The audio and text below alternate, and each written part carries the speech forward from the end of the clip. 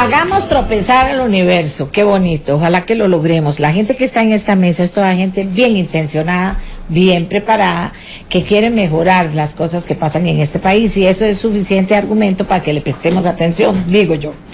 Nos acompaña en primer término la ministra de Planificación y Política Económica, Pilar Garrido, que cuando le propuse que viniera a debatir con gente que conoce del tema sobre la ley, inmediatamente me dijo, sí señora, yo voy. Doña Amelia, porque yo soy muy interesada en la ley, pero también quiero decirle que muy interesada en perfeccionarla hasta donde sea posible. Me gustó mucho esa actitud de la ministra. Y entonces le pedí a don Marco Durante, mi asesor en materias laborales, don Marco, montemos un foro bien interesante donde la gente puede opinar diferentes puntos de vista, gente estudiosa que sepa del tema, y también se apuntó. Entonces estamos en eso. Tenemos bastante tiempo, pero entre más frases cortas usemos mejor para aprovecharlo. ¿Verdad?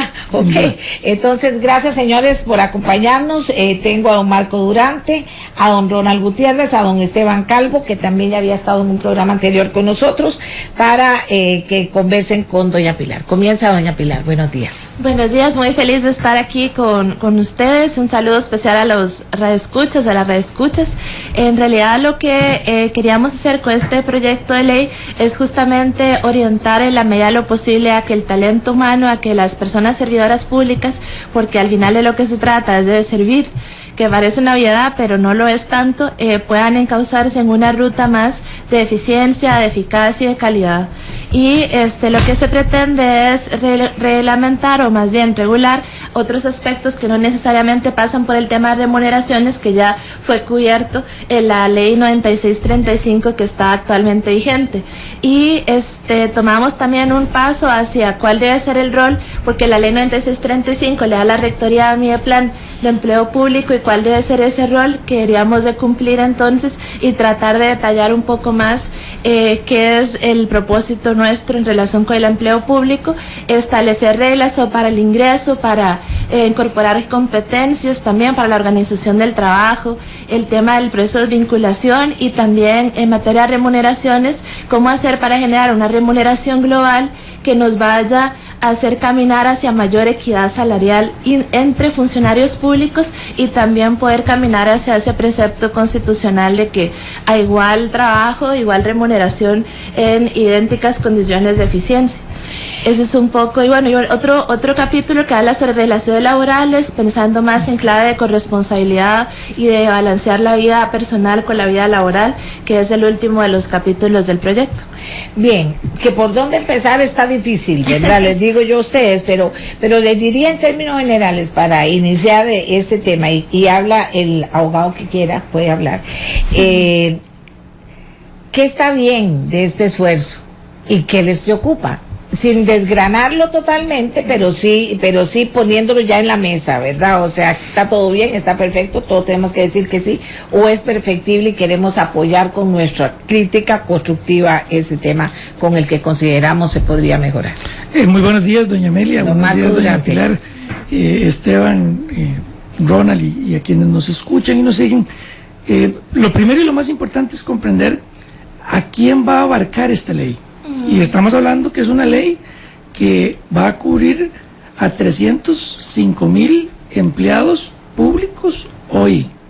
Entonces, no es una ley de corto alcance, es una ley que lo que pretende incluso es saldar una deuda de 70 años, de obtener una única norma que trate de regular las relaciones entre el Estado y sus trabajadores, y como tal tiene una serie de va a cumplir, o va a tener una serie de dificultades en el camino. ¿Por qué? Porque en estos 70 años las 334 instituciones que tiene el Estado, 323 323 instituciones del Estado hoy tienen su propia normativa, tienen toda la regulación interna propio del incluso en algunos casos de la norma que le da a cada uno de estos un nivel de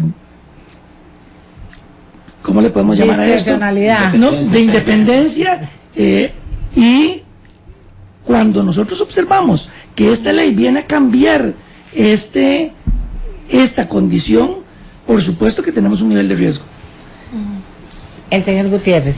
Muy buenos días, doña Amelia, muy buenos días, señora ministra, y buenos días para Esteban y para Marco, un gusto estar acá, y buenos días para todos los que nos siguen por diversos medios. Sí, vamos a ver, yo creo que este proyecto tiene un reto en esencia muy grande, y a mi criterio es el siguiente, y es que efectivamente, tal cual comentaba Marco, hablamos de una única administración pública o de un único Estado, pero cuando vemos eso en materia laboral, lo cierto del caso es que no es una única administración pública y no es un único Estado. No es lo mismo hablar hoy de un poder ejecutivo, por ejemplo, un ministerio como patrono, que hablar de el ICE, hablar de Recope, hablar del INS y sus relaciones laborales con sus colaboradores. La realidad es muy distinta porque hay leyes específicas para cada una de esas relaciones laborales. El régimen de empleo es muy distinto entre un ministerio y su personal del régimen de empleo que tiene el banco y su personal. Y esta ley, por lo menos en una primera lectura que identificamos, viene a decir, bueno, todos vamos bajo las mismas reglas. Cuando hoy la fotografía que tenemos en materia de empleo público nos dice que todos tenemos una serie de variables y condiciones muy distintas. Entonces, venir a uniformar o equiparar eso representa un desafío importante, y es ahí donde encontramos algunas oportunidades que más adelante podemos ir mencionando para efectos de lograr generar esa uniformidad, pero siempre respetando los derechos laborales de los trabajadores y entendiendo que el giro de negocio y el servicio que presta cada institución es muy distinto, y eso es importante que el proyecto lo identifique. Don Esteban Calvo. Muy buenos días, doña Amelia, doña Pilar, amigos, colegas, y bueno, naturalmente a todas las personas que nos escuchan. Yo empezaría planteando, si se quiere, recordando que este debate sobre la necesidad de reformar el régimen de empleo público tiene ya muchos años. Esto no es nada novedoso. También es importante recordar que esta no es la primera vez que se plantea una iniciativa de proyecto de ley para reformar o regular el régimen de empleo público. Ya ha habido otras que han desde luego fracasado. A mí, para empezar, me parece que la idea de tener una ley marco para regular el empleo público es una buena idea, me parece que atiende una necesidad real. No obstante, habrá que afinar muy bien el alcance que quiera dársele a esa ley, en buena medida por lo que ya decía Ronald. Yo sí creo que nosotros tenemos un Estado muy diverso, y pretender meter, por así decirlo, en las mismas reglas a todo ese universo que tiene la administración pública, es una idea que puede ser difícil de implementar, y cuidado y no también la podemos concebir como una idea contradictoria con la concepción y diseño que hemos dado del Estado costarricense, e incluso contraproducente por las cosas que, bueno, ya podremos irlas viendo, pero yo no veo la conveniencia, como se anuncia como una gran idea esto de uniformar todas las condiciones laborales para todo el sector público. Ojo, que esa idea puede tener consecuencias también muy desventajosas. A mí, yo debo decirlo muy honestamente, a mí el proyecto de ley, así para ponerlo en pocas palabras, no me gusta porque le encuentro una serie de deficiencias técnicas que creo que tendremos tiempo de hablar. Pero bueno, es un proyecto efectivamente muy complejo, que requiere mucho análisis, y bueno, en buena hora se están abriendo espacios precisamente para analizar y discutir sobre el contenido. Diríamos que los tres están de acuerdo en que era necesario que se planteara una ley de empleo público. Nada más, ¿sí o no? Sin lugar a dudas, sí era importante tenerlo. Sí, yo pienso lo mismo, pero repito, dependiendo de la dimensión que se le quiera dar. Cada uno con su posición sobre el particular. Hay como dos precisiones que yo quisiera hacer. Lo primero es que no es verdad que todo se uniforma, porque lo que hace es que se establecen principios generales que orientan el accionar de todas las instituciones, como por ejemplo el tema del reclutamiento sobre la base de una base democrática y transparente, que eso significa que si yo tengo idoneidad para optar a un puesto, yo puedo optar a eso, incorporar el tema de competencias, pero yo no le voy a decir a cada una de las instituciones cómo lo tiene que hacer. Por eso lo que coexiste es un único régimen de empleo público y subregímenes que justamente respetan lo que mencionaba el compañero del giro de negocios y del servicio que tienen que brindar las instituciones públicas. Entonces lo que se hace es que se trata de acatar ese mandato que ya los diputados y las diputadas dieron en materia de empleo público, de unificar y dotar de mayor coherencia en el artículo 46 de la 9635 y establecer diferencias y agruparlas en cuanto a subregímenes, que estamos proponiendo 8 y que en la actualidad son 14 subregímenes del empleo público. Y lo otro es que este proyecto no pretende ir en contra de los derechos adquiridos ni las situaciones jurídicas consolidadas de las personas, sino que lo que pretende es hacer una suerte de decisión en el tiempo y marcar nuevas reglas del juego para los nuevos funcionarios públicos que entran por primera vez al sistema. Sí, yo quisiera hacer un par de comentarios. Doña Pilar, no estoy tan de acuerdo con lo que usted está diciendo. Cuando yo leo el artículo 6 de las competencias del ente rector y cuando leo el artículo 11 sobre las gestiones que deben de ser los distintos departamentos de recursos humanos de las instituciones, es claro que existen lineamientos que deben de cumplir y que provienen de Mideplan. Entonces, claro, hasta dónde la autonomía que van a tener las diferentes instituciones les va a permitir incluso no seguir un lineamiento que provenga de Mideplan. Entonces, sí, podríamos... muy generales, ¿ves? Como por ejemplo, que dice dirigir la emisión de políticas públicas que tienen la estandarización, coherencia, y a partir de ahí cada uno puede establecer sus propios lineamientos. Es que para mí, por ejemplo, el inciso A del artículo 6 que dice establecer, dirigir y coordinar la emisión de políticas públicas es tan amplio, suficiente como para, por ejemplo, cambiar un régimen autonómico que una institución hoy puede tener. Sí. Entonces, ahora, esto ya es ley, ¿verdad? Es la ley 9635, el artículo 46 es textual y lo puedo leer y establece justamente eso.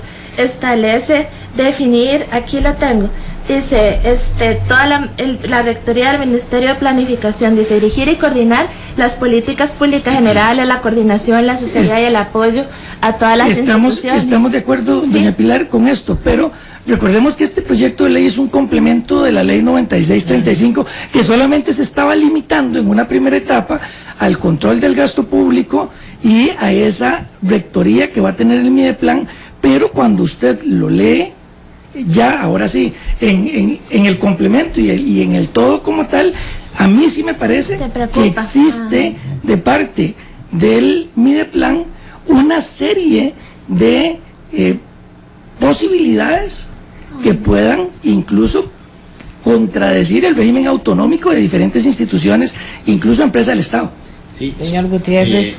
Sobre estos dos comentarios, cuando leemos el artículo 11, párrafo segundo del proyecto de ley, uno entendería un lineamiento general como una señal de por dónde irme, pero siempre dejando un margen de acción, y le entiendo a la señora ministra que por ahí va la intención del proyecto. Correcto. Sin embargo, el párrafo 2 de este artículo 11 dice, asimismo aplicarán y ejecutarán los lineamientos generales, resoluciones y procedimientos los departamentos de recursos humanos de cada institución. Entonces la redacción no es tan amplia para decir yo tengo margen de acción, no, usted ejecute. Entonces ahí me parece que eso es una primera observación a considerar. Otra cosa, usted ejecute aunque no esté de acuerdo, yo debo ejecutar. Entonces, sí, que la visión es justamente un lineamiento general como estableció el espíritu de los legisladores, ¿verdad? Que de la ley que acaba de pasar, y que lo que señala es establecer políticas públicas generales que vayan tendientes a la unificación, la coherencia y la calidad. Quizás es un tema de redacción, pero el espíritu es justamente a partir de esos lineamientos más generales que cada una de las instituciones que tienda a uniformar y cada uno de acuerdo al giro de negocios de su servicio, ¿verdad? Que tiene que prestar, puede hacer los ajustes. O sea, que cuando usted dice que puede ser un tema de redacción, significa que se va a estudiar esa redacción, sí. Porque vamos a ver qué nos dice don Esteban Calvo. Solo quisiera acotar una observación adicional, sobre el tema también del giro de negocio y los subregímenes de empleo que se contemplan también en el artículo 14 del proyecto de ley. Y es que efectivamente dentro de esta gama tan amplia que es el Estado costarricense, el Estado empleador, hay organizaciones en un régimen de competencia, hablemos de los bancos comerciales del Estado, las sociedades anónimas de estos bancos, el INS o el ICE, que se han caracterizado, y esto es una lucha de muchos años, por tener un régimen de empleo, y así lo conocemos, prioritariamente privado. ¿Qué quiere decir esto? Que se rige por el Código de Trabajo más sus regulaciones internas. Cuando vemos la redacción del proyecto de ley, esto no está contemplado. Y nos parece que es un vacío muy importante, porque va a generar una serie de implicaciones y retrocesos importantes para estas organizaciones que ahora podemos detallar, pero también quiero dejar planteado esto como una observación. ¿Por qué un retroceso? Vamos a ver, durante los años, todavía hasta los años 80, hablábamos de que en el Estado todos éramos funcionarios públicos en sentido estricto, doña Amelia. ¿Qué quiere decir esto? Que todos somos funcionarios que tenemos las mismas reglas y condiciones, cubiertos bajo un régimen de empleo puramente público. Sin embargo, conforme el Estado empieza a entrar en mercados en competencia, la apertura bancaria a mediados de los 90, apertura de telecomunicaciones o seguros, el Estado dice, yo no puedo estar sujeto a las mismas amarras en ese tipo de campos. Y yo entonces, soy de esa generación y todo el mundo decía, hay que trabajar en el Estado, le decían a uno, aquí hay que irse para el Estado, claro, porque ahí es donde va a estar la plata, así le decían a uno. Claro, y se empezó a flexibilizar el tema. Usted es muy joven, pero yo trabajé, yo siempre trabajo en la empresa privada, pero decían, hay que pasarse al Estado, hay que pasarse al Estado. Yo creo, doña Amelia, que el proyecto tiene disposiciones claramente que buscan una estandarización de las condiciones de empleo para todo el sector público. Es decir, el proyecto no se agota con desarrollar la Rectoría de Empleo Público, que ciertamente, como lo dice doña Pilar, fue creada por la ley 9.635. Si uno lo revisa, incluso, por ejemplo, en la gestión de compensación, esta ley le dice a todo el sector público qué incentivos se pueden reconocer, en qué porcentaje máximo se pueden pagar, a quiénes se les puede pagar. Es decir, esto, claro que son medidas ya muy específicas, que a mi modo de las cosas, claro que implican una invasión de competencias que tiene todo el régimen autonómico del Estado, que es muy complejo. Pero ¿por qué sucede esto? Es que hay que entenderlo. Yo creo que ya doña Pilar nos ha dado alguna idea de esto. Es porque el proyecto parte de una concepción del empleo público que en mi opinión es muy cuestionable. Es esto de ver que en realidad el Estado es un patrono único.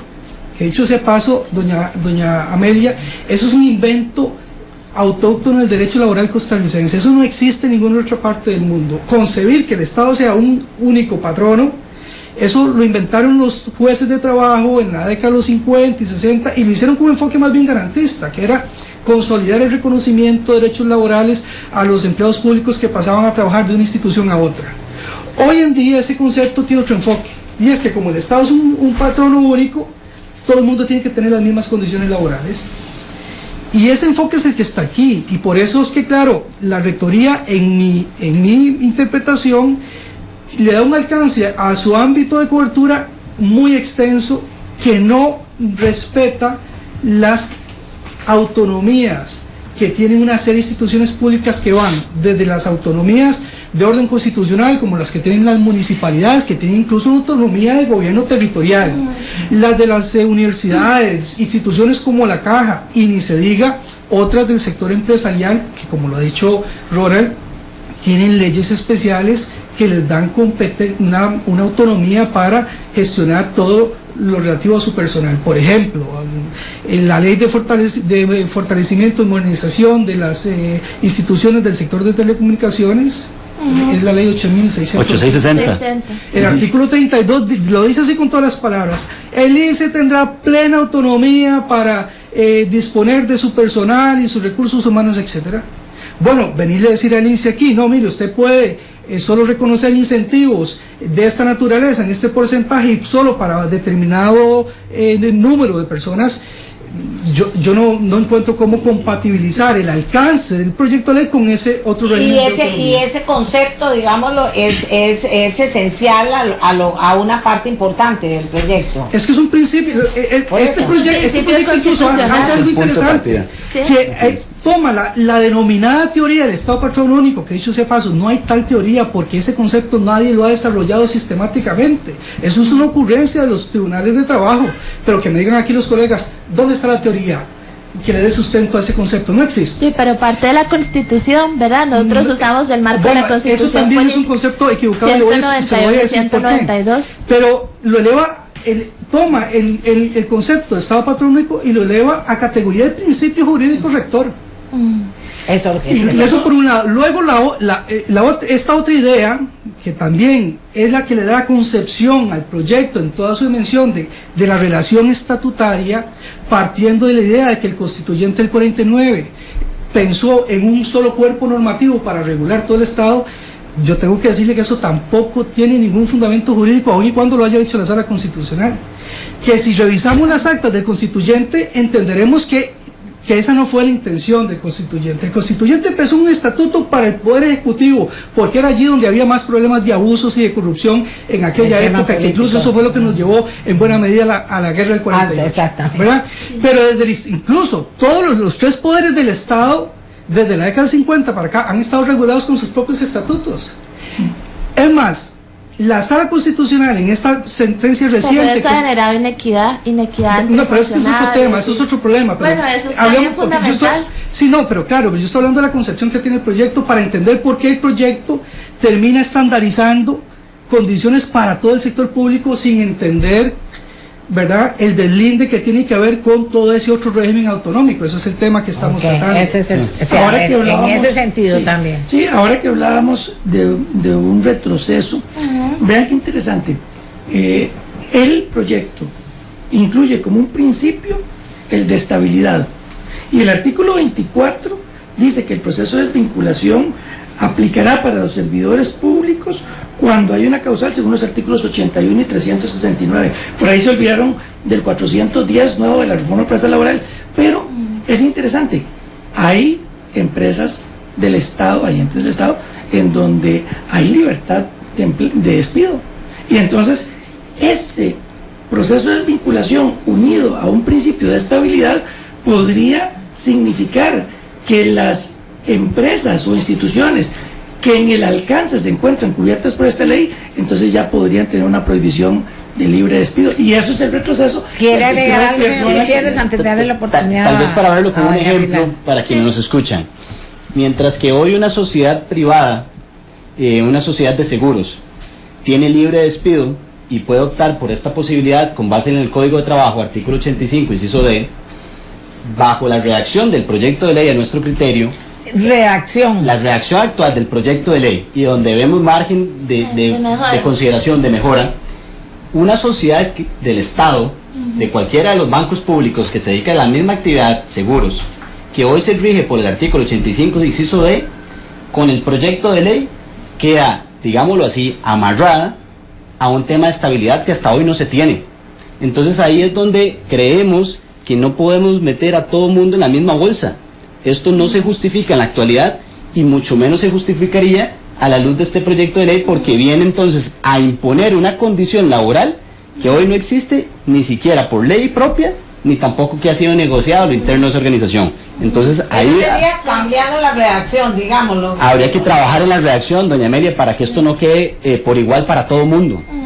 Sí, pero eso no afecta la idea que tenía. Sí, la visión. El tema es muy... Yo entiendo que uno puede discrepar de lo que ha dicho la Sala y otras cosas. Nosotros partimos de justamente de este marco normativo que está vigente, porque es así, de lo que señala la Constitución y de otra jurisprudencia.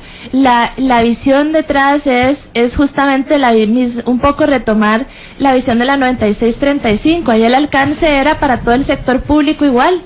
Y es verdad que hay cuestionamientos en la Sala Constitucional, pero eso pues también puede ser que ocurra, y mucho de lo que se resuelva en la Sala también va a tener en relación con las autonomías un correlato y va a afectar nuestro proyecto. Yo eso lo entiendo, pero también entiendan ustedes y también los radioescuchas que hay un tema de inequidad salarial, inequidad y también de la manera como entran los funcionarios públicos, más allá del ordenamiento jurídico, que yo no soy abogada, y hay un tema que tenemos que solventar y tiene que ver con establecer principios generales que habiliten, ordenen la casa y posibiliten al Estado, porque el Estado es uno solo.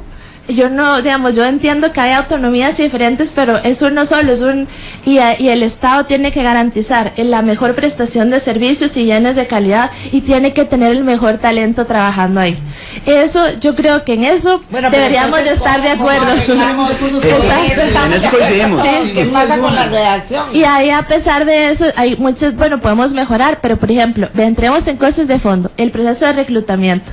entrar en el proceso de reclutamiento con pruebas técnicas. Algunos se preocupaban porque cómo lo hace el ICE. Vean, nosotros hicimos un análisis de cómo se hacen todas las empresas del Estado y nos dimos cuenta de que muchos de los parámetros que están establecidos aquí ya se cumplen. El ICE tiene salario único, hace pruebas técnicas, hace pruebas psicométricas, establece, o sea, muchas de las cosas que tenemos aquí ya son buenas prácticas de otros lugares del sector público. El problema que tenemos es que tenemos personas ganando, haciendo el mismo trabajo y ganando 1 millón de colones más en un lado y ganando 300,000 colones en otro lado, y eso hay que resolverlo. Tenemos funcionarios que tienen buenos títulos, pero que al momento de ponerles a prestar un buen servicio no lo pueden hacer porque no tienen las competencias necesarias para hacerlo. Entonces, ¿cómo hacer para incorporar un tema más de reforzar las maneras de entrar en el Estado con pruebas más técnicas, a incorporar el tema de competencias, una remuneración que sea más justa, que tienda a la equidad, reducir el coeficiente de Gini, por ejemplo, entre los salarios que hay, así reducimos la desigualdad, que es un problema en nuestro país? ¿Cómo hacemos también para establecer? Es verdad que en algunos casos podemos revisar en las materias de desvinculación, que estamos quizás en algunos casos siendo un poco más generosos, pero en la mayor parte de los casos se trata de vincularlo al desempeño, y esa es la discusión que queremos dar. ¿Usted considera que con este proyecto se está resolviendo todos esos temas que señalan? Nosotros estamos tratando, sí, digamos, por ejemplo, en materia de ingresos, estamos proponiendo concursos de oposición, transparencia y democratización. Si en este momento alguno de las personas que nos escuchan finalizó una carrera, por ejemplo, o puede ser una persona no profesional y quiere ingresar en el sector público, ¿cómo lo hace? ¿Cómo sabe cuál plaza está disponible? No tiene manera de saber un único lugar de las plazas que están disponibles, no es accesible, no es transparente, no es democrático. Lo hacen asesores, lo meten, pero a ver. Sí. Sí, no, vamos a dar un tiempo ahorita, ¿verdad? Voy a leer las inquietudes de la gente que nos está escribiendo. ¿Sería necesario entonces limitar esas autonomías? Porque el Estado es uno solo, no son feudos medievales. La autonomía de las instituciones no puede estar por encima de la equidad del sector público, dice don Oscar Monge. Otra persona que nos escribe, bueno, está hablando del salario de un licenciado universitario, dice, y el salario de una persona se estudió mínimo en Costa Rica es casi... En el caso de los profesionales de primer ingreso en el sector público, ahora los salarios de entrada son súper bajos. Sería importante que sus panelistas se refieran a eso y a la atracción de profesionales de calidad. Vamos a ver aquí, dice... El único camino para solucionar los problemas es... Ay, Dios, es que tiene que ser más cortito porque si no, no lo voy a poder leer. Yo lo que quisiera entender es por qué a un empleado hay que darle más vacaciones y cesantía de las indicadas en el Código de Trabajo. Eso es inconstitucional. Entonces, ¿por qué dicen que los cambios solo aplican para los empleados nuevos? Si lo que está mal es lo que se aplica actualmente. Y el salario escolar ni lo mencionan y nos meten el gol de la licencia de paternidad. No, si la gente... La gente es muy inteligente. Sí. A ver, la pausa, ya volvemos. Sí.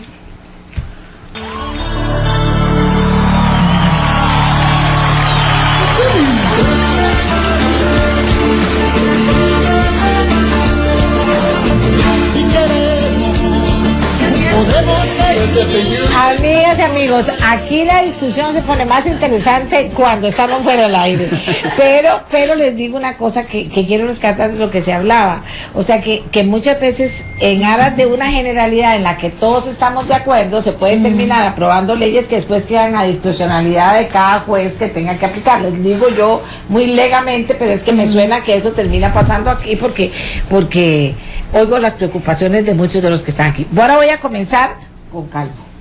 A este momento de la discusión. En relación a esto que hablábamos del enfoque que tiene el proyecto en cuanto al ámbito de su aplicación y el tema de las autonomías de las instituciones públicas y demás.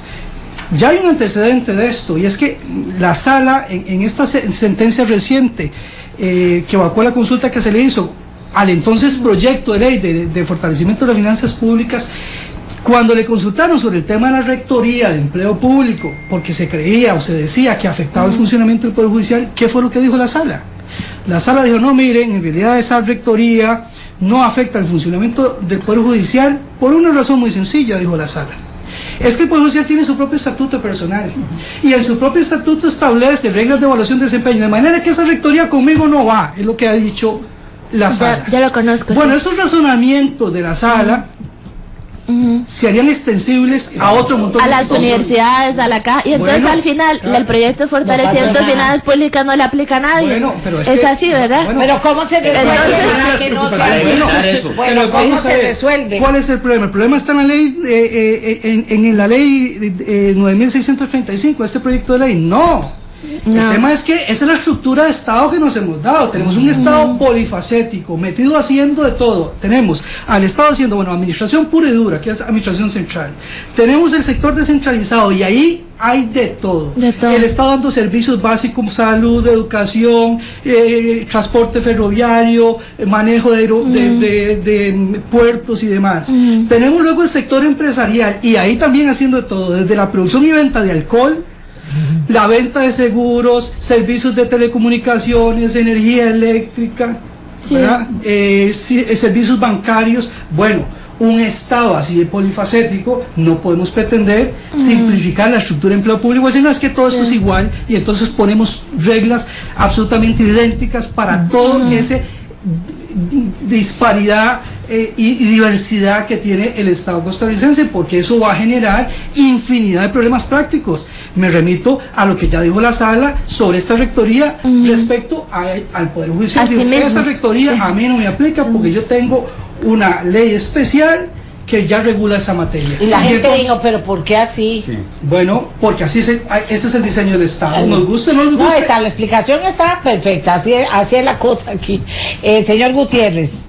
Puntualmente para referirme a lo que decían ahora la audiencia y la señora ministra, por ejemplo el tema de que todos ingresemos a la función pública bajo un criterio de idoneidad, eso está bien, ese es un pilar que sin necesidad de este proyecto de ley, un objetivo que sin necesidad de este proyecto de ley hoy debería ser una realidad. Pero no lo es. Ahora, no lo es por una serie de situaciones no relacionadas con la falta de una ley, porque ya la ley existe y el deber existe. Y la transparencia y la democratización del acceso. Lo que quisiera tal vez acá puntualizar son algunas observaciones que sentimos son demasiado ambiguas en la redacción del proyecto. Ajá. Se habla, por ejemplo, en esta materia de que va a haber una oferta de empleo público. Pero cuando uno lee el proyecto no queda claro si es que Mideplan dentro de esta rectoría es el que va a autorizar No. cuáles son las plazas vacantes o no. Sí. No. O si por el contrario las instituciones También descentralizadas es de van a redacción, poder... nada más de redacción, es que hay que definir, Es que- ¿es de redacción Sí. o Muy es de bien. intención? Son las O sea, Si la instituciones. redacción no queda clara, se presta para Sí. muchas interpretaciones. Por eso, a la y intención. ahí es donde viene la preocupación Sí, correcto, de que no, las bien. instituciones, por ejemplo, en competencia o descentralizadas, Sí. ante una situación Tengan que imprevista, pedir permiso. tengan que estar pidiendo No, el permiso jamás, de no. plan para Y esto. eso me No, no. suena, mejor no voy a decir a No. quiénes, que son las Sí, derechas no. y las izquierdas, no crean que No, estoy eso solo con las jamás, izquierdas, eso son jamás. todas iguales No, a la hora de no, la hora. la idea más bien es que hay en el Estado plazas Don Marcos se vacantes. quedó por fuera, vea que hay que agarrar Ay, cambio. perdón, sí, no, es que me apasiono. En ese caso de las plazas vacantes, lo que hay detrás es, bueno, hay varias cosas. Número uno, una política de contingencia del gasto. Eso parte del supuesto que hay 0 plazas nuevas, ¿verdad? O sea, eso es así, al menos lo que está cubierto bajo el tema de presupuesto y lo demás, y también, bueno, por la regla. Bueno, y hay cero crecimiento de plazas. Las plazas que van a quedar vacantes van a ser las plazas de las personas que se jubilen.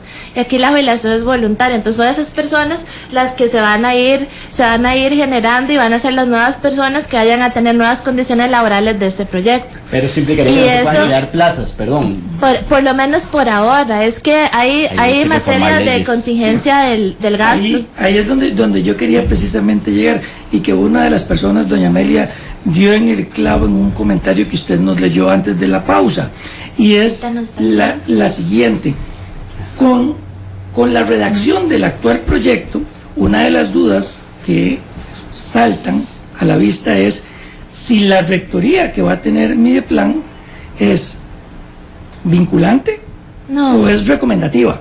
Sí. Porque si nosotros queremos que realmente pueda haber una posición de Mideplan que deba de cumplirse por las distintas administraciones, por los distintos poderes, vamos a tener que hacer una revisión Pero una de las ley es para normas que se internas. cumpla, una ley Sí, es para que se Estamos de cumpla. acuerdo, pero lo que le falta al proyecto, que para mí es una de las carencias importantes que tiene, es que no fue ley orgánica por ley orgánica, no fue estatuto por estatuto, para poder modificar su nivel de autonomía y la posibilidad entonces de que haya una rectoría vinculante, porque si no, de lo contrario, entonces habría que aclarar que solamente lo que serán, hablamos de lineamientos. Es eso. Son lineamientos generales al final, porque fue la rectoría que nos dio la ley 9635, Política Pública General, O sea, sí que y por eso hay sus regímenes. Hay que cambiar estoy más confundida acá. Lo que pasa es que si cambiamos la redacción, entonces sí podemos estar en vicios de constitucionalidad, porque por temas de autonomía. Por eso lo que dice la rectoría es lineamientos generales que tienden a la unificación, a la coherencia, y por eso hay subregímenes, porque yo no le quiero caer al estatuto del Poder Judicial completo, sino le quiero decir, vayamos enrumbándonos hacia estándares donde prime la democratización y la transparencia en el ingreso, donde estén las competencias, donde esté, es un poco. Si usted lo que pretende con el proyecto es que haya lineamientos, que sean recomendaciones y no haya un nivel de vinculancia, y podríamos quedarnos entonces con una ley que nadie va a cumplir, y entonces nos vamos al otro extremo completamente. Y va a quedar mal usted en ese esfuerzo. A ver, vamos a ver. Pero es que además, no, es que tiene que coexistir. El proyecto de ley no se queda dando lineamientos generales. El proyecto de ley tiene una serie de disposiciones que regulan aspectos materiales muy puntuales, como por ejemplo, qué incentivos se pueden pagar, en qué porcentajes, a quiénes. Establece aspectos, por ejemplo, en todo este tema de la conciliación entre la vida laboral y familiar, que es una innovación muy progresista que tiene el proyecto, aunque muy poco desarrollada. Por ejemplo, le dice a instituciones cómo se puede reducir la jornada, hasta qué porcentaje, etcétera.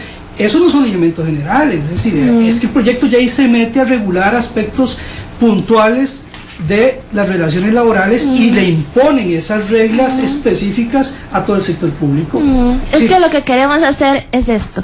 Vamos a ver, cómo hacer común varios temas, ¿verdad? Y enrumbar en el espíritu de que el Estado es uno, tiene que ser más eficiente, más eficaz, prestarle mejores servicios a la gente, correcto. Que el chiquito que entra a estudiar inglés pueda salir hablando inglés.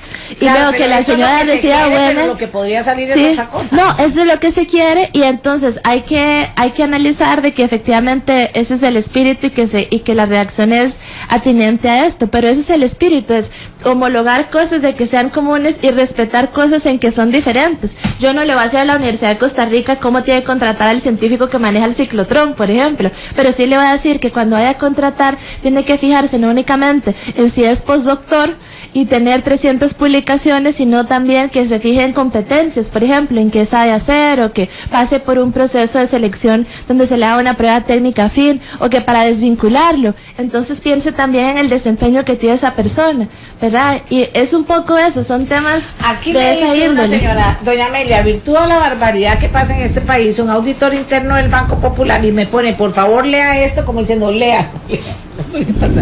El auditor interno del Banco Popular gana 14 millones de colones, el de un ministerio gana 2 millones y el de la municipalidad de Talamanca gana 800,000. Que alguien me diga dónde está la igualdad salarial de igual salario por igual trabajo.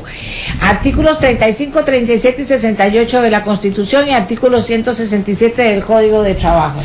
Sí. No, vamos a ver de qué.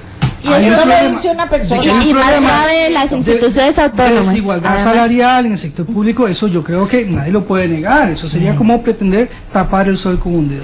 Pero ese problema obedece a otras razones y por lo tanto la solución está por otras vías que no es por un proyecto de esta naturaleza. Nosotros lo que estamos comentando es un proyecto de ley que viene a crear una... Yo discrepo con lo que señala el colega, porque lo que nosotros estamos proponiendo justamente es identificar cuáles son esas desigualdades salariales y a partir de eso tratar de equiparar las condiciones salariales para una misma persona que desempeña el mismo trabajo en diferentes lugares. Hay algunos que no son homologables, por ejemplo, una profesora no es homologable con ningún otro puesto del sector público. Entonces ahí lo que hay que procurar es la equidad entre profesoras de secundaria y profesoras de primaria, que lo hicimos y lo homologamos a lecciones, porque ella días antes ganaban por jornada las de primaria y secundaria por lecciones. Entonces yo creo que sí se trata de eso también, y que este proyecto nosotros hicimos, y yo lo traigo aquí por si lo quieren ver. Lástima que no se pueda ver allá, tal vez por la tele, que la curva de Lorenz, y corrimos el coeficiente de Gini también para el salario actual y el salario global, y nos dimos cuenta de que en realidad sí tendría un impacto fuerte en reducir la desigualdad que hay entre funcionarios. Y también otro tema es que estaríamos enrumbándonos hacia mayor justicia y también mayor motivación, y que se requiere poner fin a estas grandes brechas para atraer el mejor talento. ¿Quién se va a ir por un salario de los que hay actualmente en la administración? O sea, el problema no es que sea fácil, el problema es que a la hora de plantearlo tiene que tener un sentido y un hilo conductor, porque si solo se creen que es complejo, esto se va a debatir en una cuestión ideológica que no nos va a llevar a ninguna parte. Es eso, hay que aterrizarlo. Tiene que aterrizarse, por eso yo les agradezco a ustedes aquí. Aquí me dice otro señor, don Mauricio, le voy a leer el nombre. Ay, Dios, bueno. Dice, escuchando su programa, me parece que el problema fundamental es más profundo y doloroso, y consiste en plantear si ese Estado metido en todo es el modelo requerido en este siglo de cara a mantener lo que ha sido Costa Rica. A nivel empresarial se llama reingeniería. Nada más lo aporto porque doña Amelia, un comentario sobre el capítulo. Pero no, tenemos que aterrizar eso para seguir, porque entonces no entiendo. Hemos dicho varias cosas, así como están no son, o pueden ser de esta manera, o pueden ser de la otra.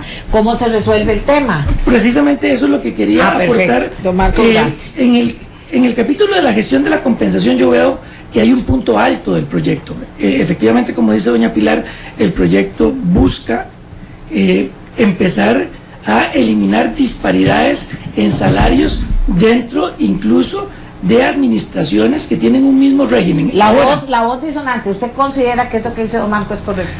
Sí, ¿Está de acuerdo? No, el proyecto, claro, al introducir el salario global, y al establecer la posibilidad de reconocimiento solo de determinados incentivos, que incluso los tasa en porcentajes ya específicos, claro que ahí busca unas reglas de igualdad salarial. La preocupación es imponerle esas reglas al sector empresarial del Estado, que necesita otra dinámica para poder, porque la mayoría de estas empresas están de acuerdo con eso que dice el señor. Pero la ley 9635 ya le estableció topes y las cubrió también, ¿verdad? Eso no olvidemos de dónde venimos también. Bueno, el problema no está solo en este proyecto, es cierto, esta ley, la reforma de la ley de salarios públicos, por eso está cuestionada en constitucionalidad, porque establece una serie de condiciones que pueden, repito, resultar siendo muy contraproducentes, sobre todo para las empresas del Estado que prestan una actividad, un servicio en un régimen de competencia, porque las han maniatado y eso les resta flexibilidad y capacidad de competitividad en ese mercado. Eso es una preocupación que a mí me parece muy loable. Sí. Señor Gutiérrez. Muy bien, veámoslo tal vez desde el punto de vista de práctico. Sí. ¿Cómo mejorar el proyecto de ley? Sí. Eso es lo que tenemos que ver aquí. A nuestro criterio hay que tener claridad entonces de que lo que se busca son lineamientos generales, de acuerdo a lo que dice la señora ministra. Si lo que se busca son lineamientos generales... Pero dice él que cosas muy específicas. Muy bien, justo va por ahí la observación. Yo de acatamiento. Justo va por ahí la observación. Una cuestión, el lineamiento general, donde cada institución que está cubierta por la ley sigue teniendo un margen de acción. Sí. Y otra cuestión es un lineamiento general de acatamiento obligatorio. Y entonces el proyecto no puede tener lo mejor de los dos mundos. Tiene que irse por uno u otro camino. Si el camino son lineamientos generales, creemos que hay materias específicas donde no se están dando lineamientos generales y cada institución entonces se va a ver obligada a aplicar esto. Sí. Si eso es lo que se quiere, entonces al proyecto, a nuestro criterio, sí le hace falta ajustes. ¿Cuáles ajustes? Bueno, empezar por decir expresamente esto de acatamiento obligatorio. Y para que sea acatamiento obligatorio, entonces hay que entrar a reformar, decía Esteban, la ley 8660. Pero yo agrego cualquier cantidad de leyes, las leyes orgánicas de cada empresa, por ejemplo, en competencia. Hablemos de la ley de correos de Costa Rica, hablemos de la ley orgánica del Sistema Bancario Nacional, porque esas leyes específicamente le permiten a esas instituciones crear plazas. La Caja Costarricense, de remuneración las diferentes. municipalidades, las universidades. El Poder Judicial. Por ejemplo. Ya lo dijo, el Poder Judicial ya se curó en salud, ya lo dijo. Dice Pero también es cierto Oscar, que si está no aplicando la ley. arreglamos estas desigualdades, la misma OCDE que como hablamos de eso, doña Pilar viene de ahí, nos va a detener la incorporación, porque nadie entiende este despelote en un país tan pequeñísimo como Costa Rica. Es cierto. Eso es un despelote, lo que hemos hecho aquí. Sí, es una de las cosas que nos han llamado la atención la OCDE, el tema de la fragmentación institucional, eso nos ha dicho. Sí, pero vea qué interesante. También ha dicho, disculpe, nada más para última punto, que el centro de gobierno tiene que tener una mejor capacidad para direccionar y coordinar con el sector descentralizado institucional. Bueno, es interesante. Sí, es que me sonaba como algo que había que ponerlo así, ¿verdad? Porque hay una urgencia. Es cierto que estas recomendaciones de la OCDE han hablado, por ejemplo, de la necesidad de una rectoría, de lineamientos generales, etc. Pero también ha dicho que la gestión del empleo público debe descentralizarse y dársele a las autonomías de las instituciones. Eso lo ha dicho la OEA. Pero para Costa Rica no, disculpe. Bueno, es decir, es una recomendación que ha dado la OCDE a todos sus países. Una de las cosas que a mí no me gusta de este proyecto es precisamente que centralice toda la política de manejo de empleo público en manos del Poder Ejecutivo. Porque incluso eso puede generar inconvenientes fuertes, porque me tomaré la licencia de decirlo así, es llevar también los intereses políticos al manejo de toda la política pública del empleo, y entonces le estaremos dando una herramienta muy portentosa a cada gobierno de turno para que haga con las políticas de empleo público lo que a sus intereses. Y a como está la cosa aquí, que Dios nos cuando esto se planteaba en la ley de la reforma a las finanzas públicas, que en realidad lo que hicieron fue embutirle allí a la ley fiscal todo un capítulo, un título sobre empleo público, reformando la ley de salarios. Yo decía, qué raro, ¿y por qué no le confían esa rectoría de empleo público, por ejemplo, a la Dirección del Servicio Civil, que es una entidad técnica que tiene más de 60 años de experiencia y demás? No, se la confía en un ministerio.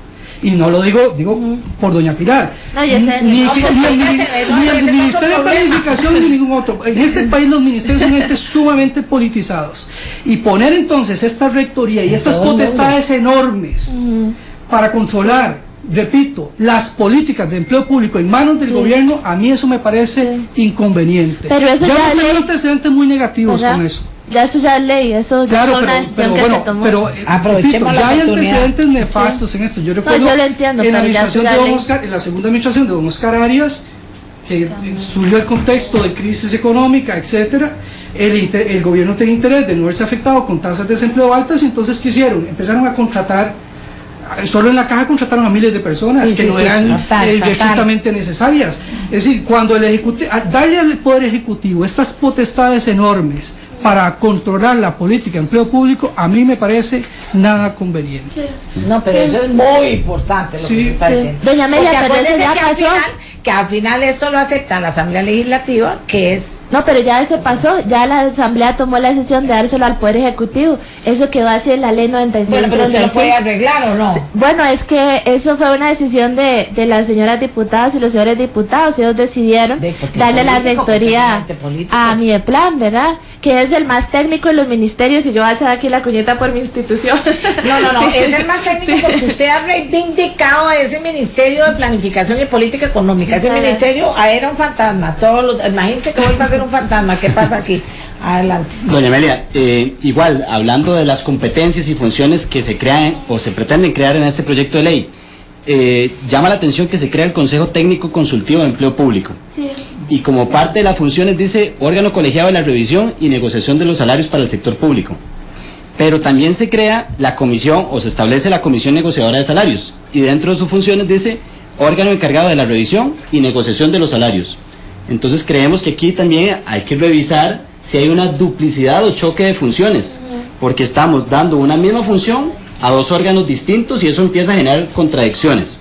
Eso creo que es una observación importante de considerar, porque la función debe tenerla un solo departamento, una sola instancia. Adicionalmente hablábamos ahora de los incentivos monetarios, y en esto yo quiero también hacer acá una observación. Dice que va a ser un porcentaje a definirse sobre el salario base o sobre el salario global, pero la referencia a salario base es muy distinta a la referencia sobre el salario global. Veamos un ejemplo. Una persona puede tener por salario base 500,000 colones. Es que aquí lo que... Y sobre salario global, su salario total puede ser 1,5 millones de colones. Entonces, claro, el porcentaje cambia mucho si lo calculo sobre 500.000 a que si lo calculo sobre 1,5 millones. Hay una precisión, y es que nos decían que sería discriminatorio otorgar incentivos por desempeño a funcionarios que están en el régimen anterior y en el régimen actual, digamos, asumiendo que ya son funcionarios de salario global, porque nosotros no decimos salario único, decimos salario global. Correcto. Para nosotros el salario global es justamente la nueva remuneración que entra con este proyecto. Como nos decían que era discriminatorio por el tema de la reforma que pasó, lo del salario base es porque cuando es salario compuesto se le va a otorgar ese 10% al salario base de los funcionarios actuales que tienen salario compuesto, y es 10% de lo del salario global a los otros, porque nos decían que era discriminatorio dar un incentivo por excelencia a unos funcionarios sí y a otros no. Más bien, sí, siguiendo un poco en esa misma línea, a mí me parece que la evaluación del desempeño y la posibilidad de otorgar ese incentivo económico, esa bonificación, si usted logra una buena calificación, me parece que también es otro punto alto del proyecto. Ahora, tiene dos parámetros, el que comentaba ahora Ronald, y es que no es lo mismo que yo saque una nota excelente y solo me den un 10% de mi salario base, a que me den un 10% de mi salario global. Por supuesto que esté en desventaja el que se quedó en el sistema de salario base más pluses. Tiene Creo que un ese es punto alto, claro. como todos los puntos altos tienen un pro y un contra. Exacto. También. Pero el otro tema de esta misma bonificación o remuneración monetaria es que se restringe únicamente a un 30% de la totalidad de los funcionarios. Y por supuesto que una regla de este tipo podría resultar discriminatoria si, por ejemplo, nos encontramos con que después de el primer año de evaluación del desempeño, un 35% de la población saca una nota de excelente o un 50%. ¡Qué maravilla! Y entonces, todo el pueblo se habrá y entonces ¿cómo excluimos al 5 o al 15% que sacó la misma nota? Entonces, creo que ese es un tema que el proyecto debería revisar. El tema es que obedece a una distribución normal. Cuando uno tiene una curva de Gantt, en todo lo que tiene el 20% de los menores, tiene 80% de la mitad y 20% de los mejores, con un instrumento de evaluación del desempeño que ya nos dice que es 80% sobre la base de metas institucionales y 20% sobre la base de competencias. Entonces no va a ser tan fácil ganarse Pero ustedes acuérdense de una cosa, esto va para la discusión de los diputados, de los sindicatos también, que están inconformes con un montón de cosas. Entonces, ¿cómo hacerlo tan claro como para ganar tiempo y no que se pierda tanto tiempo que al final no pase nada? Y también que es que la discusión, por ejemplo, puede dar para mucho debate. Vea usted, por ejemplo, el tema de evaluación de desempeño. Es bueno que la gente entienda, esto no es nada novedoso. Las reglas de evaluación de desempeño están, por ejemplo, en el Estatuto de Servicio Civil desde hace décadas. Pero cambió la metodología, cambió. Claro, pero, ahí el tema es que hay que entender que diseñar sistemas de evaluación de desempeño en la administración pública es una tarea complejísima. Si en una fábrica es muy fácil. Usted tiene una fábrica de zapatos, se le dice al trabajo, usted tiene que producir 50 pares de zapatos al mes. Y ese es el parámetro para medir el rendimiento, la productividad y demás. Pero en el sector público, establecer sistemas de evaluación, incluso ya definir objetivos, es una labor complejísima porque hay muchas actividades muy complejas. Por eso es que aquí se dice, en el discurso político, ¿verdad? La gente se rasga las vestiduras, por ejemplo, que las anualidades se desvirtuaron porque nacieron pensadas como un componente indexado al desempeño y que las evaluaciones de desempeño no dan resultado, etcétera. No dan resultado, ¿por qué? Porque es muy complejo establecerlas. Y lo segundo, lo ha dicho también la OCDE, establecer sistemas de evaluación de desempeño en la administración pública es muy caro. Y eso hay que tenerlo en cuenta. Lo digo la OCDE también. Sí, porque señora, esas está que hizo una cosa y otra y entonces vamos a ver. No. Claro, es decir, es muy caro, cuesta mucho dinero. Y eso es importante. Yo no digo que no es que haya que hacerlo. Lo que hago el señalamiento precisamente por eso, porque los mismos políticos que están interesados en implementar este tipo de proyectos para la contención del gasto, ¿verdad?, tienen que tomar en cuenta que implementar bien propuestas de estas va a requerir platita. Es decir, esto requiere fondos. Yo tengo los datos, si usted gusta yo los puedo decir al aire. De una vez, en realidad con la implementación del salario único, bueno, el salario global, varias cosas. Esto lo que nosotros estaríamos diciendo es que hay 3 supuestos y corrimos varios escenarios con modelos econométricos. Entonces tenemos que se aplicara solamente para los nuevos, ¿verdad? Si nada más dejáramos que pasaran las personas nuevas ocupando las plazas de las jubilaciones bajo el entendido de que se empieza por ahí, por lo mismo que dice doña Amelia, de que estamos en una situación fiscal todavía un poco delicada, estaríamos ahorrándonos, estaríamos invirtiendo en los primeros años 44.000 millones de colones. Y estaríamos ahorrándonos 115.000 millones a partir del año 3. Entonces estaríamos nada más una aclaración. La inversión. Los datos que usted me da es el resultado de la implementación del salario único. Correcto. Yo estoy hablando del costo que tiene el diseño e implementación de sistemas de evaluación de desempeño. Eso hay que contemplarlo, pero hay que tenerlo en cuenta. Eso es de la ley 9635, claro, la ley que ya pasó, y lo que dice la ley es que la metodología es 80-20 y tenemos que sacar el reglamento ahora antes de junio, que nos puso a Servicio Civil y a Mideplan a trabajar juntos para ese lineamiento ¿Y general. por qué tenemos que? Y trabajarlo, porque así dijo la ley. La ley lo exigió. Que ese sistema de evaluación de desempeño también es bueno entenderlo, está enfocado en el cumplimiento de objetivos y por lo tanto lo que mide es el rendimiento de los trabajadores, no la productividad, las metas, la productividad de las instituciones públicas. Y yo quiero decir una cosa, por lo menos a mí, yo como ciudadano, que Juan Pedro María, funcionarios públicos, cumplan o no sus objetivos es algo que me puede tener sin cuidado. A mí lo que realmente me interesa es que esa institución sea muy eficiente, sea muy productiva. Pero ¿cómo medir la eficiencia? Por ejemplo, con las este sistema de evaluación de desempeño, repito, está enfocado en medir el rendimiento, no la productividad. No, pero yo te estoy preguntando, porque tal vez eso nos pueda dar alguna luz también para entender tu punto de vista. Claro, el uso de los recursos que utiliza la institución, los costos de producción que tiene, es decir, es un esquema muchísimo más complejo que quedarse solamente midiendo el rendimiento de los funcionarios. Esteban, solo una observación con esto. Vamos a ver, dentro de los objetivos individuales de cada trabajador que justificarían el pago de ese incentivo, está el cumplimiento o va alineado con el cumplimiento de los objetivos institucionales. Correcto. Entonces yo creo que en el tanto esto vaya amarrado, difícilmente encontraremos un ciudadano que diga, si tenemos un Estado más eficiente, que tiene personal más eficiente, ¿por qué no pagarles el incentivo? No, pero aquí el tema de la rigurosidad del criterio técnico por el cual yo voy a pagar. Y eso es fundamental que Mideplan, en conjunto con las instituciones públicas, lo pueda definir. Sí. No, el truco está en que el cumplimiento, el rendimiento de los funcionarios públicos no nos asegura mayor eficiencia de la institución. ¿Por qué en la prestación del servicio? El truco? Porque no sé, claro, porque lo voy a explicar claramente. Porque claro, uno lee esto y dice, bueno, se va a pagar incentivos solo a los funcionarios que cumplan con las metas de desempeño. Y esa idea suena muy bien, claro.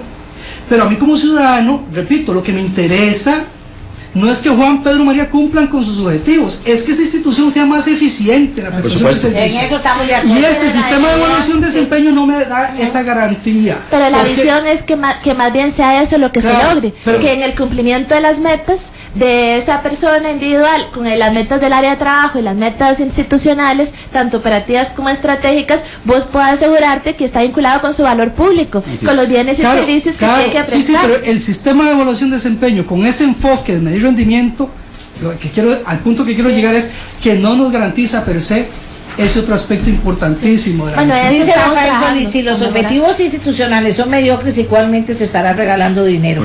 ¿Quién define esos objetivos y bajo qué parámetros? Eficiencia debe ser la regla. Metas mediocres igual resultados mediocres. Es un poco tu preocupación. Es la preocupación. Sí. Bueno, entonces ¿cómo resolvemos? Vamos a hacer una pausa.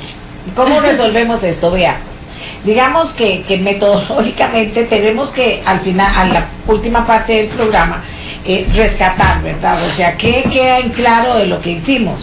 ¿Qué aporte hacen nuestros invitados? ¿Qué asume doña Pilar como válidos, digamos, ante la opinión pública? Estoy hablando, no entre nosotros, ante la opinión pública. ¿Qué de todos los consejos o argumentos que se dieron aquí le hacen a ella pensar que habría que revisar cosas? Y a los diputados que tendrán en su comisión el proyecto también, porque ellos, ¿verdad?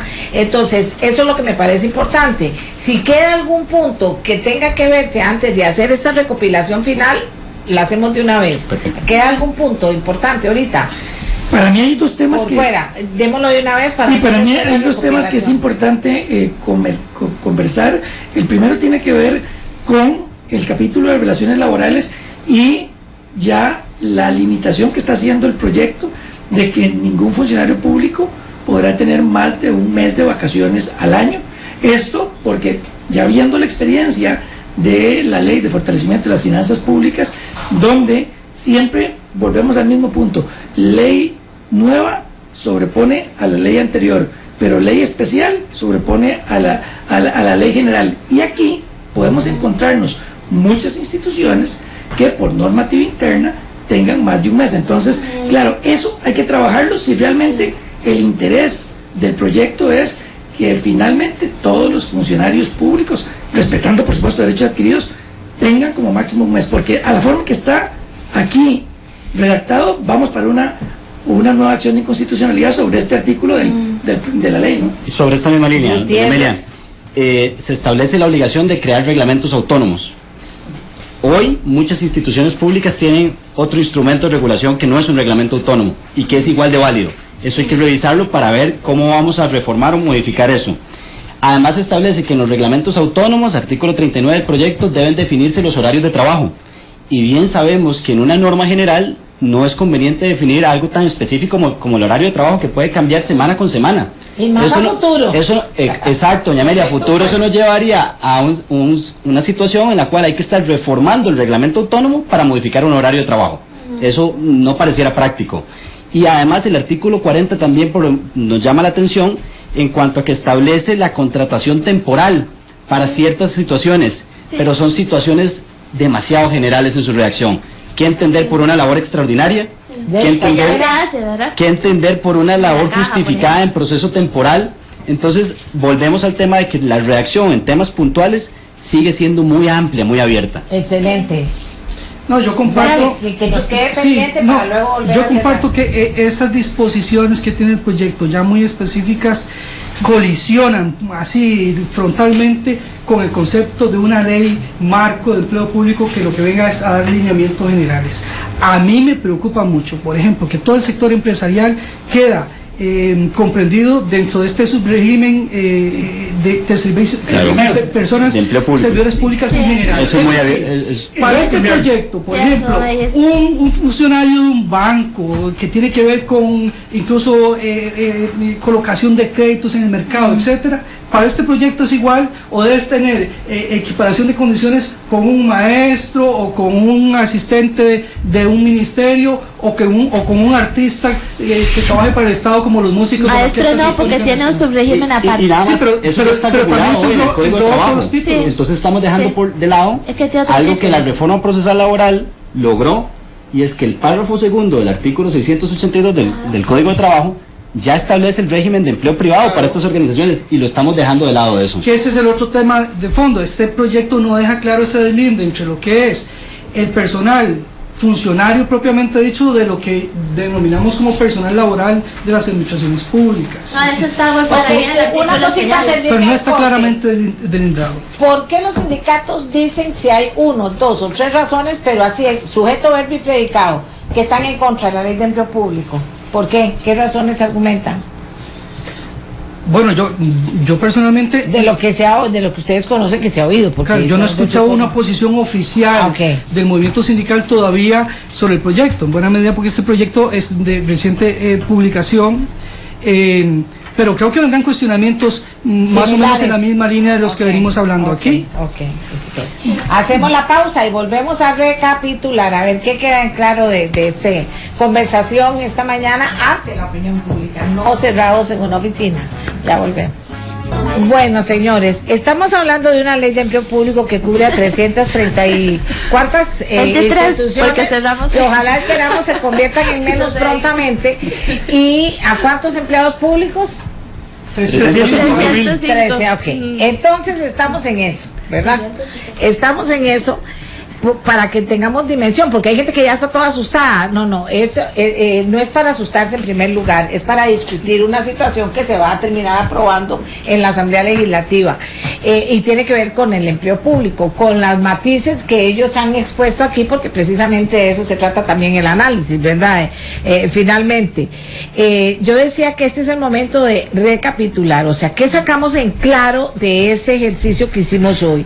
De lo que sacamos en claro, doña Pilar dice, bueno, esto, primero los diputados espero que hayan tomado nota, pero doña Pilar dice, no, esto sí, señores, yo creo que hay que revisarlo y hay que verlo, y se puede, como usted me puso a mí, perfeccionar, sí, ¿verdad? Sí. Yo le diría, usted aprovecha el momento político porque usted está muy joven, atrévase a hacer varias cosas que no se atrevería si ya estoy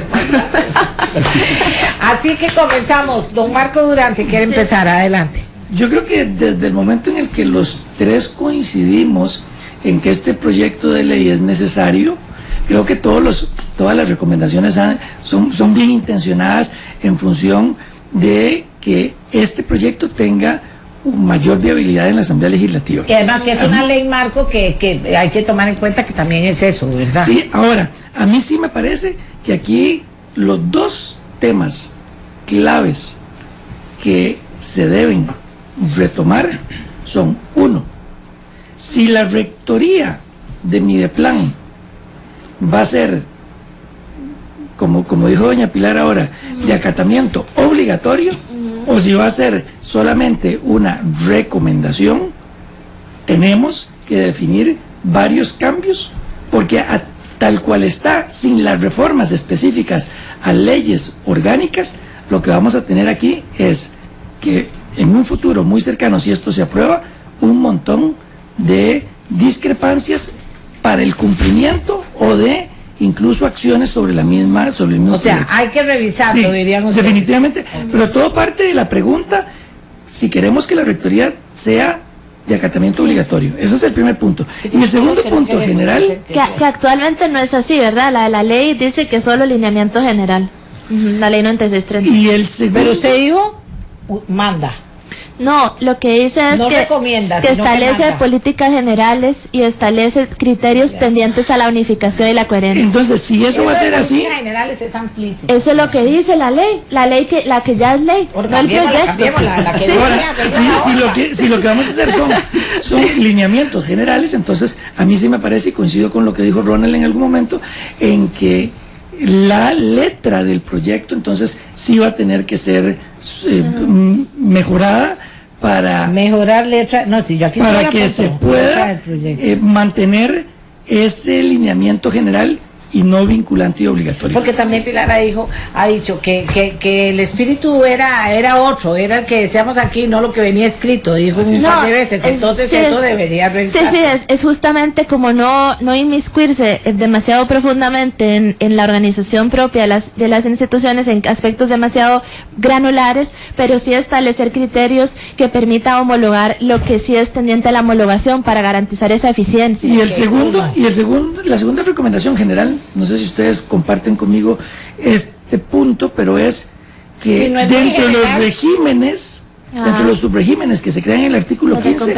hace falta el de las empresas en competencia, totalmente separadas a la lista que hoy están en el proyecto. Esos son, en términos generales del proyecto, dos recomendaciones específicas. Tengo por ahí otras, pero creo que ya ustedes quieren hacer algunos. Muchas gracias. Gutiérrez. Sí, gracias. Número uno, enhorabuena que existan este tipo de espacios para poder generar discusión y aportes, porque es normal que cuando un proyecto de ley inicia sea perfectible, sea mejorable. Claro. Y enhorabuena que exista esta posibilidad de intercambiar opiniones sobre esto. ¿Qué podemos mejorar? Efectivamente, sobre la línea de lo que hemos conversado, creemos que con la redacción del proyecto de ley no queda claro entonces el rol de Mideplan, número uno. Dos, no queda claro, o por el contrario, más bien se omite el régimen de empleo prioritariamente privado por el cual han luchado hoy los servicios económicos, los servicios empresariales del Estado. Y entendiendo y aclarando esas dos situaciones, me parece que el proyecto se mejora en mucho. De la mano con esto, si estamos impulsando una ley, es para generar seguridad jurídica en los temas que regula la ley. Y hay temas que está tratando la ley, como situaciones de teletrabajo, contratación temporal, incentivos monetarios y no monetarios, entre otros ejemplos, donde la ley es tan amplia y tan general que no nos da esa seguridad jurídica, doña Amelia. Creo que por ahí pueden venir los ajustes de redacción para lograr esa seguridad jurídica.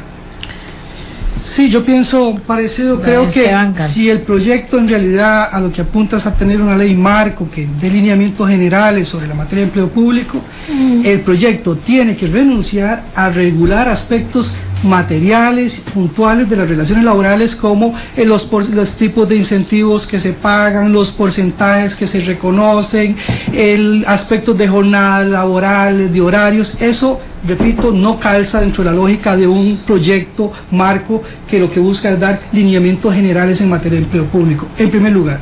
En segundo lugar, creo yo que el proyecto tiene que definir, deslindar claramente su ámbito, el alcance de su ámbito de aplicación, y en esa labor va a tener que tener muy en cuenta el régimen autonómico, porque de lo contrario aquí no necesitamos un proyecto de ley, lo que necesitamos es una reforma a la Constitución política, ¿verdad? Y tercero, y apunto esto es una queja, doña Pilar, porque para mí es una omisión absolutamente injustificable del proyecto de ley. ¿Cómo es que una ley marco de empleo público no dice una sola palabra sobre el problema del interinazgo en la administración pública, cuando eso es una pandemia que se ha vuelto un lastre para todas las administraciones del Estado? Y no es un problema que tiene que ver solamente con los derechos subjetivos de las personas que elaboran con nombramientos interinos que están en una situación laboral precaria. No, ese no es el problema. Es que el interinazgo tiene que ver con la ineficiencia de la administración pública y es caldo de cultivo para las prácticas más odiosas, incluso la corrupción los derechos de los trabajadores. Sin duda, contra los derechos de los trabajadores. Para mí es inconcebible que un proyecto de ley pensado en dar lineamientos generales sobre la materia de empleo público no diga una sola palabra sobre el problema del interinazgo. Ese problema, según estadísticas, para instituciones cobijadas del servicio civil, ronda un 10% del personal. Pero en otras instituciones, por ejemplo el Ministerio de Educación Pública, el interinazgo se ha disparado al 50%. Y es un problema sistemático, ya estructural, del que se viene hablando desde hace años y no se le pone solución. Yo recuerdo en el año 2010 se había emitido un decreto ejecutivo para tratar de solucionar un poco el problema del interinazgo, lo declararon inconstitucional. El año pasado se emite un decreto ejecutivo para resolver el problema del interinazgo en el Ministerio de Educación Pública y bueno, ya está cuestionado en la sala constitucional. Es decir, el problema del interinazgo es un problema muy grueso en la administración pública y repito, no es excusable que un proyecto marco de empleo público omita pronunciarse sobre ese problema y dar lineamientos generales, porque esa es la filosofía del proyecto, para resolver tan grueso problema de todas las instituciones del Estado. ¿Tendrán oportunidad de darnos otra vuelta, doña Pilar? No, yo agradezco profundamente. Primero yo agradezco profundamente el espacio de doña Amelia y también todos los comentarios y las reflexiones que hemos hecho conjuntamente esta mañana. Yo tomo nota, de verdad que el espíritu del proyecto es seguirlo mejorando y el espíritu es justamente el mejor talento para el mejor servicio público. Ese es el espíritu del proyecto. Y también garantizar mayores condiciones de equidad y a los trabajadores y las trabajadoras. Eso es al final. En materia del interinazgo, lo que nosotros, es verdad que no hay un artículo en relación con esto, lo vamos a incorporar quizás con alguna ayuda de los diputados y las diputadas de la comisión. O de ellos se honoren, nos dicen ellos. Así no, pero para meterlo en el proyecto, ¿verdad? La moción es al final. No, y el pro bono se lo vamos a gestionar ahorita. Mucho gusto. Y lo otro es que también hay un tema crucial, y es que empodera más a las oficinas de recursos humanos. Normalmente, particularmente en el caso del MEP, hay que esperar mucho tiempo, los concursos son muy largos, hay un tema con servicio civil y luego que regresan los procesos, entonces se hace un poco más extenso porque es el caso que mencionaste, pero hay un tema de mayor empoderamiento a las oficinas de recursos humanos que puedan ejercer garantizar mayor eficiencia y poder resolver esas situaciones que hacen mucho daño a los derechos de las personas trabajadoras y generan mucha inestabilidad e inseguridad. Así que muchas gracias, ese también puede ser una de las cosas que vamos a incorporar. Que hay una cosa que yo les quiero preguntar a ellos, porque muchas veces lo vemos, ¿verdad? Con esa redacción, dice uno, con esa redacción nadie entiende. Sí, muy ya una ley aprobada y todo, ya con esa redacción nadie entiende. ¿Cuán fácil o difícil se pone para ustedes, que son los que tienen que trabajar con esa ley, en que la claridad, en que la ley sea clara, concreta, concisa, que se entienda, que no se presta a miles de consideraciones, ¿verdad? ¿Eso es fácil o difícil o es una visión, lectura. Y que no sea reglamentista, porque me dicen, es que eso es muy reglamentista, y ¿verdad? Pero una cosa, doña Amelia, no, vamos a la labor de hacer una norma clara, precisa y concisa, que en eso reside la seguridad jurídica, es una labor muy difícil. Sí. Y en nuestro sistema, pues tenemos experiencias para ponernos a llorar, porque hemos creado unas leyes que dan espanto, ¿verdad? Sí. En buena medida porque también, que es algo de la suerte que tienen estos últimos proyectos que se vienen discutiendo en la Asamblea Legislativa en materia de empleo público, como los proyectos de las huelgas, que son o la reforma que se le hizo a la ley de salarios de la administración pública, que son proyectos impuestos de una manera totalmente unilateral y autoritaria por las autoridades públicas, los gobiernos de turno. Es decir, no son proyectos que se someten a procesos de diálogo social y de consenso social. En el nuestro y también lo ha dicho la OCDE. Es decir, por ejemplo, un sistema de evaluación de desempeño, es que usted lo sabe muy bien, ¿qué ha dicho la OCDE? Para que un sistema de evaluación de desempeño dé resultado, debe ser consensuado con los trabajadores y escuchar a los trabajadores, a los funcionarios públicos, que al fin y al cabo son los que mejor conocen cuáles son las debilidades y las trabas que se tienen, por ejemplo, para cumplir objetivos o no. Sí. De modo que mientras sigamos en este modus operandi, de incluso de meterlo todo por la vía rápida y aprobar un proyecto en cuestión de semanas, dándole la espalda a la ciudadanía, sin discusión, sin análisis, sin diálogo social, seguiremos viendo muy malas leyes, o leyes muy mal hechas. Pero una precisión, porque nosotros sí tuvimos diálogo social, tuvimos 3 meses de trabajo con los sindicatos, no pasamos por consultas, porque algunos no participaron, pero los más grandes sí participaron, y puede ser que discrepen del texto final, pero sí estuvieron construyendo sus propuestas con nosotros. Sí. Entonces eso también... Solo para justicia. Sobre esto, vamos a ver, efectivamente, yo creo que hace falta, y enhorabuena, el diálogo social. Pero yo creo que el diálogo social debe ser un diálogo social con plazos, que rinda resultados, que genere un producto real, y no un diálogo social donde damos espacios y nada más nos quejamos y no planteamos nada, y nada más nos oponemos por la mera oposición. Eso no es diálogo social, y creo que hay que trabajar como gobierno y todos los sectores sociales involucrados, participar en esto. Yo creo que en este momento el proyecto de ley, a mi parecer, se puede reflejar así. Estamos ante una disyuntiva país, si queremos estandarizar, uniformar condiciones de empleo, o si lo que queremos es regular condiciones de empleo generales para que en ese marco de acción se muevan las instituciones públicas. ¿Está de acuerdo, Esteban? Sí. ¿Está de acuerdo, sin duda. Marco? Sí, bajo esa coyuntura tiene que moverse este proyecto de ley y darle la luz de por dónde quiere irse. No vemos esa redacción en este momento, pero hay que trabajar en eso para que patronos del sector público y trabajadores del sector público sean eficientes, generen productividad, y a partir de eso tengamos mejores condiciones de empleo para los trabajadores. Sí, y es que también, el puerto de llegada de un proyecto de ley como estos no es la simple aprobación. O sea, cuando tengamos porque si no, lo que vamos a terminar es llenos los juzgados de trabajo de conflictos precisamente por leyes que fueron omisas, que no fueron claras, que no regularon exactamente su condición particular. Entonces yo sí creo que como proyecto tiene un buen espíritu, tiene una buena intención.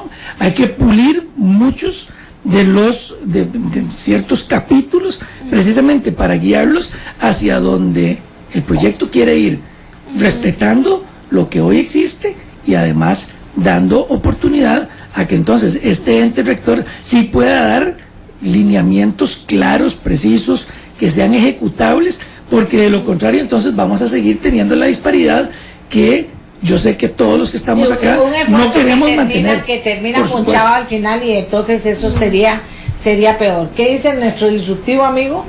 Yo estoy de acuerdo, es decir, insisto en la idea.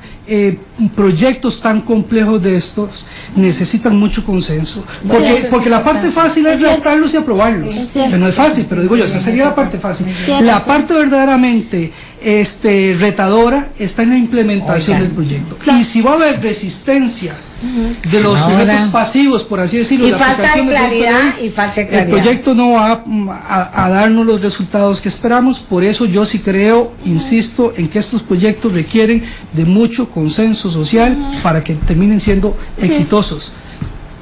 Sí, bueno, lo otro que quería mencionar es que nosotros nos reunimos con las autoridades de Poder Judicial, con los de la Caja, con los del... Pero nosotros hicimos un trabajo con las instituciones también para analizar cómo estaban funcionando el Estatuto del Poder Judicial, cómo funcionaba la reglamentación interna de la Caja, cómo funciona el ICE, cómo hicimos comparaciones, tenemos todas las bases de datos. De verdad que hay un esfuerzo y una reflexión detrás de este proceso y tenemos los datos y que el espíritu siempre es justamente eso, era la mejor gente para que pueda prestar el mejor servicio, pero que esté orgulloso y orgullosa de ser funcionario público, de ser servidora pública.